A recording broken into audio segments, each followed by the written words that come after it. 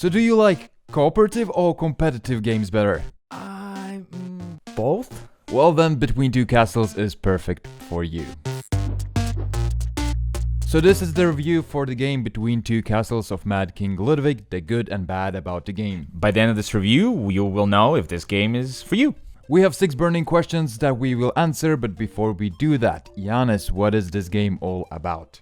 So you're sitting between two castles, and you're building one castle on your left with a player to your left, and the castle to your right with the player to your right. At the end of the game, your final score is going to be whichever castle scores the least. So you want to build them as equally as possible. You have a pile of these little pieces, and then you have to just pick 2, 1 for each of your castles. The rest of those pieces will go further to your player on your right or your left, whichever round it is. There is specific ways how you can score points based on the rooms that you add to your castle. It's about optimizing your, engine, optimizing your castle to score the most points. That's it with the rules. Now let's go to the questions, and the first question is...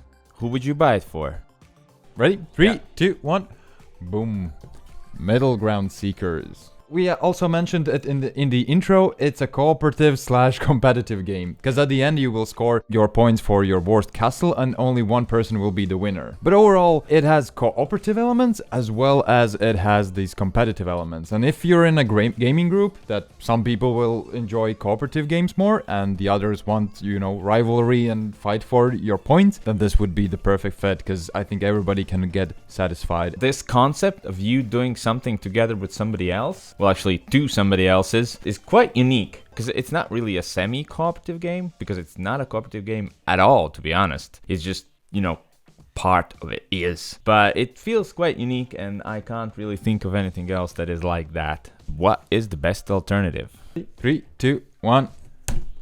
Sorry. Sushi Go is a good option. I'm just going to trash yours first and then go to why mine is better. Sushi Go is a good option, but Sushi Go is really light. And what I thought about Between Two Castles, this game, it is quite complex with all the tiles. Plus, each of those tiles have a special ability. If you put 3 of them, that gets a bonus. And there's a lot of things to keep track of. So it's quite complex. And the same feeling for me is with Seven Wonders. Have you played Seven Wonders? No, I haven't actually. What? Wait, what? Well, Seven Wonders is like that. You're not cooperating there with anybody, but there's also this feel that you can buy resources from the neighbors you have. So there's a little bit of that neighbory feel. And also, I wrote down in small numbers right there. It's actually not a real game. Seven Wonders Carcassonne. These really look like numbers for sure, yeah. Letters. This is a tile laying game, and Carcassonne's tile laying game. Carcassonne's much simpler, but if you want a tile laying game with a twist and that's like a level up, this could also work. Sushi Go, just for the drafting, just for the way that you get points, there's specific ways you can score points. This card will give me this many points, and this one will give you this many points. Oh no, but this one actually is the best one for me. If you like this thinking process, if you want to find the most optimal, option, then both of these games, Sushi Go and Between Two Castles, will work. Sushi Go, as you mentioned, is much lighter, and it's a lot more visually appealing, I would say. I like to check what dogs are in the princesses' rooms and what the paintings are. So I actually thought that was pretty decent. And I thought, too bad it gets lost in all of that. The rooms are nice, but the other sides of those tiles, I really don't like them. As well as the packaging, it's very, very practical. I love how, they use the plastic on top of it, so nothing got shuffled while you move the game. But just the plastics, I think they are ugly. Sushi Go is more flashier, right? It's more colorful. And the price, 40 euros, is, I think, very adequate. Next question, what's the best player count? Okay, ready? Yep, 3, 2, 1. Let's go. The unique part of this game is the cooperation with everybody, and you can get this cooperation from free plus. There is this variant when you play with 2 players, right? Yeah, I did. It's actually not on the box. On the box it says 3 to 7, but you can play it with 2 as well. It does say with very small letters 2-player variant in parentheses. Yeah. And then 3 plus, I would say it doesn't matter, because more players doesn't give it more time, right? Because everybody does their moves in the same time. And I thought that would be the answer, because I've played only with 4 and 2. 2-player game was pretty decent. For example, the Crew 2-player game is there just because it has to be, I guess. It shouldn't be there. Yeah. This one was pretty decent, and I wouldn't discard this as a 2-player game. Well, am I mostly gonna play 2, but sometimes get more? Should I get this?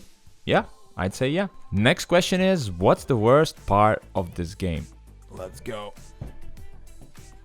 Nothing fancy? Okay, seriously, have you seen the inside of the box? It's fancy. No, it's not. It's good looking. It's not fancy, but I'm not talking more about the looks of it, but just the gameplay. When you start playing more and more board games, you find very unique things, very flashy and interesting things. Maybe flashy would be a better word for it. I've owned it for a few years now, I think, and I've just played it a few times. It doesn't stand out from the crowd. The unique thing is the cooperation, but besides that, it's fine game. The inserts are fancy. The no talking rule. The rule is, while you're choosing your 2 tiles, you can't discuss anything with other players. But once you have chosen and revealed them, then you can discuss where to place those. I've played the way that you can talk while you're choosing. We didn't show the tiles or anything. We just go, okay, so what should I pick? I have this room and this room. Maybe I should go for this room. And I felt like it adds to the game. Felt even more co-op that way. Next question, when would you play it?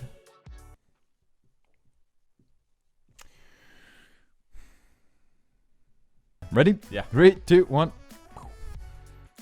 Just simply family night.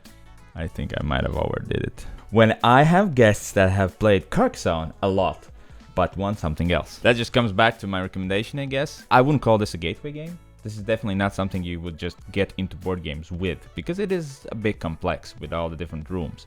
But let's say if you played a lot of Carcassonne, mostly because it has also tiles, but a lot of Catan, this could be a next good thing. Plus, why guests? Because it plays 3 to 7 players, and like you mentioned, there's no extra downtime with 3+ players. Counting the score takes as much time as playing the game at the end. Yeah, simply family night. You could play it in 2 ways. You could go really serious into this, start counting all the points and always choosing the right optimal moves. You could play it with gamers, as well as you could just play it easy. Take your time, just chill. Play it with kids for sure, because, basically just have to pick 2 tiles and that's about it. Definitely. I think it's great for family nights because grown-ups can enjoy it, kids can enjoy it, gamers can enjoy it, non-gamers can enjoy it. Yeah, family night would be a good description for this game. Yeah. What's the final rating?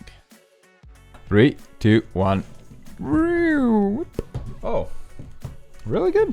really good. Yeah. It is really good. Just a bit shy of fantastic because, like you said, I guess about the flashiness is that yes, there's this unique thing that you're building stuff together with other people, but that's about it. I mean, it's just, drafting tiles and placing them down to score the most points, like basically any other drafting game. It's really good, even fantastic for what it is. It's a good game that I will enjoy whenever I play it, but it's not something I will rush for. So, really good. What would be the questions that you need to answer to know if this game is for you? So do you like drafting games, right? If you enjoy drafting games, definitely. If you like drafting games, if you have a lot of people attending your gaming groups. Do you want to test out this cooperative or competitive style? That unique thing, definitely, yeah. And the last one would be if you like this optimalist way of thinking. All right, this will give me that many points, this will give me that many points. If the answer is yes to these questions, then this game is for you. Definitely. Between Two Castles of Mad King Ludwig. So just between us two reviewers, really good game. Really good game. So thank you for watching this video. I hope you enjoyed it. Be sure to like, share, comment, and do all the good stuff that really helps us grow and do better. Thank you for watching and what you said. Yeah, see you later. Bye.